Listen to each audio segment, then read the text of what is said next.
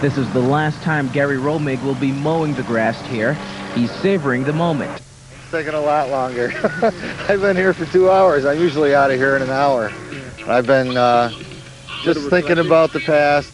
In the stands, there are extra workers on duty today to make sure silver is as sterling as possible. On a normal day, it takes 5 hours to get the stadium cleaned, but making it spotless for tonight means cleaning for 8 hours. Preparing for this day meant everyone got involved. Volunteers spent hours packaging gift bags for the more than 12,000 people expected. Putting in the crying towels for the lots of Silver Stadium. And it seems everyone is getting caught up in the swing of things and the excitement surrounding the game. That way, over there, yeah, there. And even the upper echelon of Red Wings management were busy today getting their hands dirty. Hey, we all get our hands dirty around here. I mean, this is a real team effort, and, you know, we all have to chip in and make sure this will be a night to remember for everybody around here. You know, there's absolutely so much to do here tonight. Besides the game, which starts in little more than an hour, there's going to be a fireworks display on the field after the game. And there's also a big radio station party out in the parking lot. So even if you don't have a ticket, Janet, there's still so much to do. It's pretty exciting. Candace, you looked excited when you hit that ball. Did you make it all the way around the bases? You know, you can tell I didn't play baseball in high school, but I did, you know, get a souvenir out of it. All right, Candace Gibson, thanks so much. As Silver Stadium gets ready to close its doors, here's a look back on some of the important events in the stadium's 67-year history. On May 2nd, 1929, the first game is played. The Red Wings' first black player, Tom Alston, made his debut June 30th, 1954. And in 1987, the stadium is rededicated after a $4.5 million renovation. Well, let's go to Rick Hager now, who's standing by live at Silver. It's the final night, but the Wings also have a playoff race on their minds, right, Rick? Oh, yes, they do, Janet. And the final chapter here at Silver Stadium has been wonderfully written. Big crowds, great weather, and exciting baseball, most of all. Last night, the Red Wings won their third straight game as they beat the Ottawa Lynx here at the old ballpark. Brent Cookson made a great catch in right field.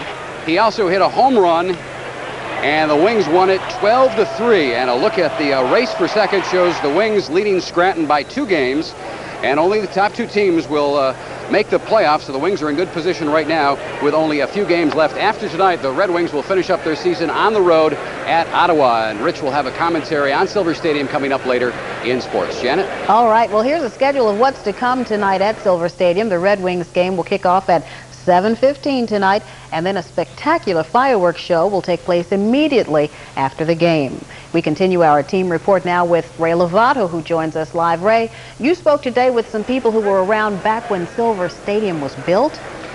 Right, Janet. You know, when you sum it up, it's the people that have made this place, and you know what? People's memories will keep it alive.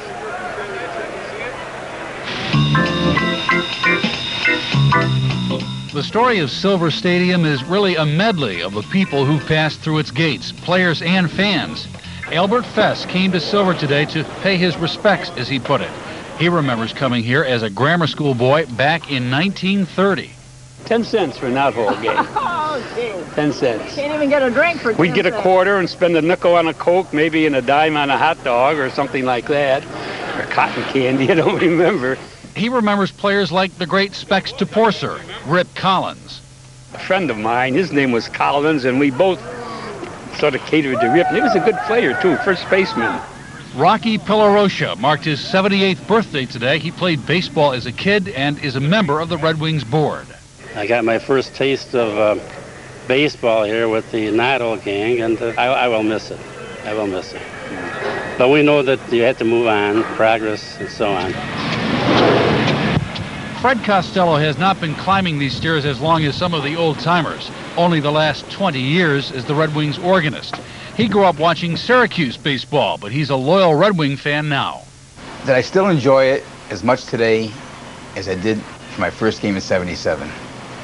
I'm a fan besides working here. I love the game. I love being here. He also watched his 2 sons go from Red Wing ball boys to bat boys to clubhouse attendants. After being here 20 years, every little corner of this place has a memory. The famous charge. And we should be hearing those notes anytime soon.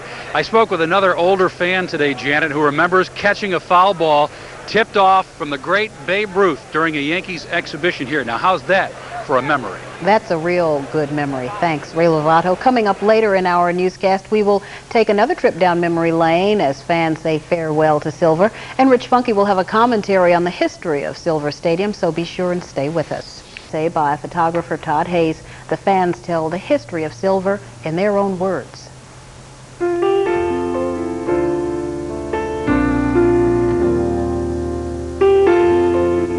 Really miss Silver Stadium because it's a part of our lives, and it's once it's gone, you can never go back there.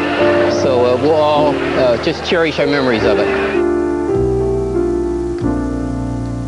It has its old time charm. I'm gonna really miss it.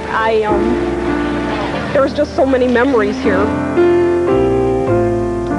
In 1934, I was sitting out in the bleachers, and all of a sudden this great big tall ball player came along and he gave me a Louisville Slugger bat. His name was Dizzy Dean. I've spent most of my adult life here, made a lot of friends, and the friendships will probably continue, but the setting will be different.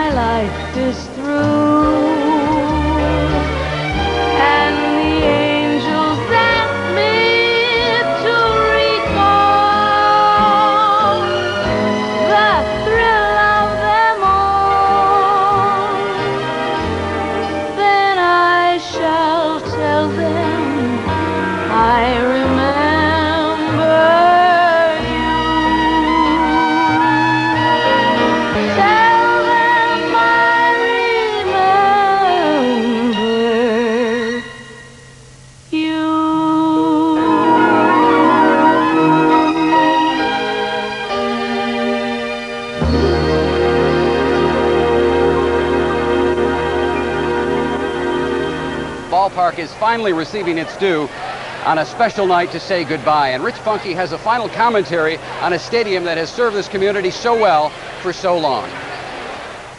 Rochester's Field of Dreams, one step from the majors with a short porch in right. Many big league careers were born here. Others died here. It made it through the Depression, through wars, and through riots. It's been a safe haven where troubles are forgotten, and where sharing a bag of peanuts and rooting for the hometown team made all people the same. The old place made it through so many opening day parades and an occasional April snow. It hosted so many great players. The Babe played exhibitions here. Luke Easter pounded home runs here. Stan the Man's career began here. Cal Ripken Jr. played every day here. And Joe Altobelli did just about everything here. Nothing that is man-made lasts forever. And it'll be sad to see 68 years reduced to rubble. But when they haul away the steel and the concrete, our memories will remain. We'll remember the place where we saw our first game, got our first autograph, caught our first foul ball, and saw our first major leaguers.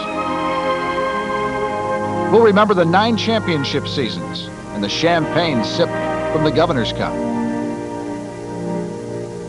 We'll remember the route to Norton Street, and we'll show our grandkids where the ballpark used to be.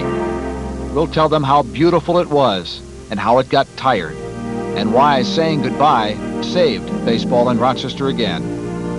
And we will never forget Silver Stadium. Well, the 1996 Red Wings are making some memories of their own with a torrid hitting attack, and they'll face Ottawa again tonight. Former Red Wing Anthony Telford will be on the mound for the Lynx. Also in town, another big crowd is expected for the Rhinos match